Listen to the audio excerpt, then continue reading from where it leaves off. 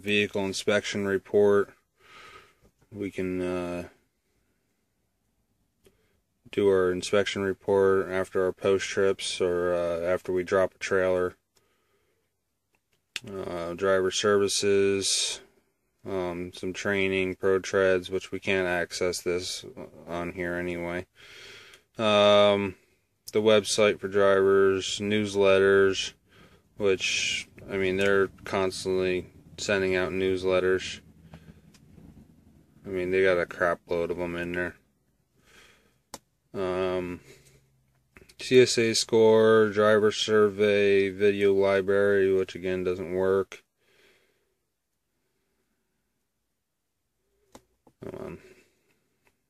Sometimes it takes a few presses to get it to work. And then we show our current PTA, when will be available for our next load.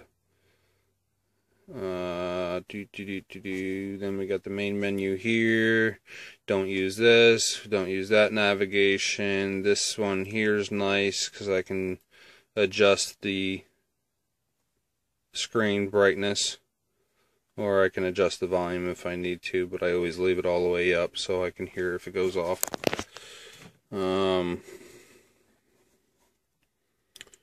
Again, another calibration. And then this screen's actually new. It's something to do with our fuel, to manage our fuel better, I guess. Here's our status reports. We can have them monthly, which I need to do anyway. So it won't take very long. It'll update. There it is. 71.57 for this month so far, and today's the 22nd. So it's not too bad. I still got a week's worth of that I can drive. So I can pop that over 10,000 if I want to. But Christmas is right around the corner, literally, so I probably won't get up that high, but who knows. It shows me my 6.9 miles to the gallon, my short idle, mid idle, long idle. I don't idle very much. I got a bunk heater on the truck. Occasionally I idle more than I should. And personally, I don't like to idle anyway. Honestly, I do not know what that's for. I've never used it. Delete, enter, keyboard. We can use this to move stuff around or whatever. The main menu button, which would, just send us back to that main menu there. Then our power button, and that X is where I went before. It's another menu. It's where we do most of our stuff. There is a lot more steps that are taken on this that I don't really care for. Let me go back to the hours of service. This will show us our 70, 11, 14, 8, our reset, which I got 8 minutes before my 10 is up. If I had taken off a couple hours ago, I could have had my reset or split break. So it's basically saying after my 8 hours, I had this many hours to drive this morning, but I was still waiting to get unloaded 2 hours ago. I didn't start getting unloaded until 7 o'clock. So, and it also gives us our 30-minute clock. We got the graph. We can go to our list if it'll pop up. And here's a better thing to look at. So it'll show us each time that we change our duty status, what the duty status was.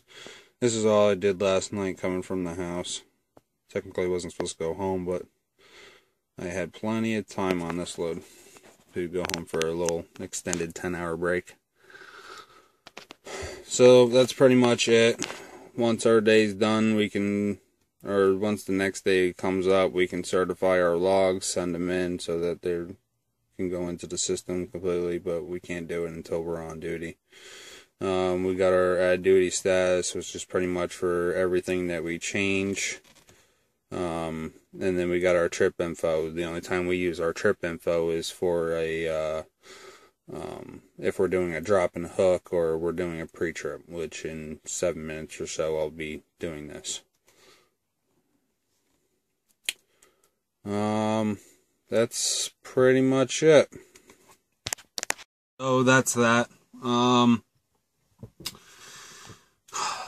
I can't think of anything else to go over right now.